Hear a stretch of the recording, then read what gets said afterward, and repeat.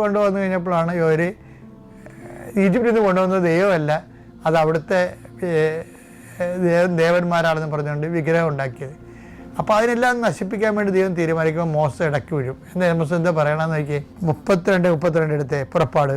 അവിടുന്ന് കനിഞ്ഞ് അവരുടെ പാപം ക്ഷമിക്കണം, അല്ലെങ്കിൽ അവിടുന്ന് എഴുതിയിട്ടുള്ള പുസ്തകത്തിൽ നിന്ന് എന്റെ പേര് മായ്ച്ചു കളഞ്ഞാലും നമുക്കറിയാമല്ലോ, ഈ ആധ്യാത്മിക ജീവിതത്തിന്റെ ദൈവത്തിൽ എത്തിച്ചേരുന്നതിന്റെ മനുഷ്യന്റെ അൾട്ടിമേറ്റ് എയിം എന്താണ്? വചനം അവസാനിക്കുമ്പോൾ എന്താ പറയണത്? വെളിപാട് 20 എടുത്തേ. ജീവന്റെ ഗ്രന്ഥത്തിൽ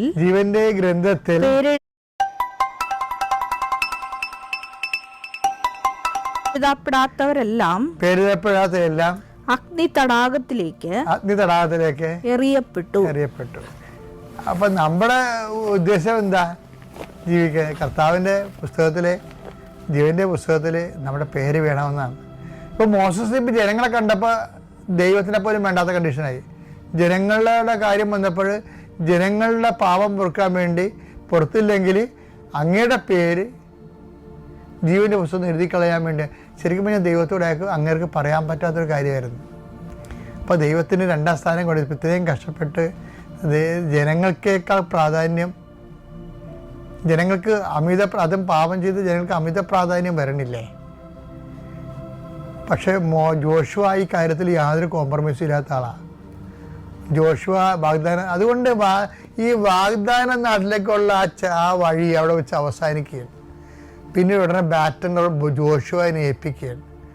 ജോഷുവയ്ക്കാണെങ്കിൽ പ്രാർത്ഥനാപരവും കിട്ടി. എന്താ കാര്യം?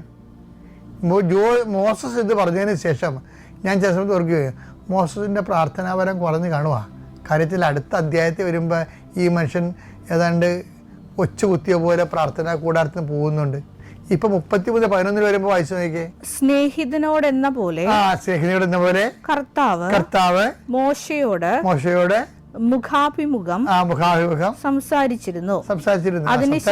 അതെ അതെന്റെ ട്രഡീഷണൽ ആയിട്ടുള്ളതാണ്. അതിനുശേഷം മോശ പാളയത്തിലേക്ക് മടങ്ങിപ്പോകും.